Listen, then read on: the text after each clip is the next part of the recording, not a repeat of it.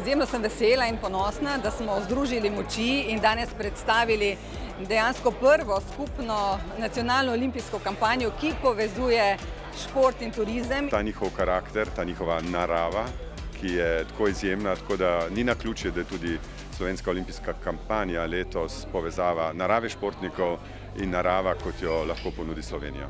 Zvezdniki na svojem področju, popolnoma normalni v interakciji z njimi, brez nekega pretiranega zvezdništva in ja, super ljudje.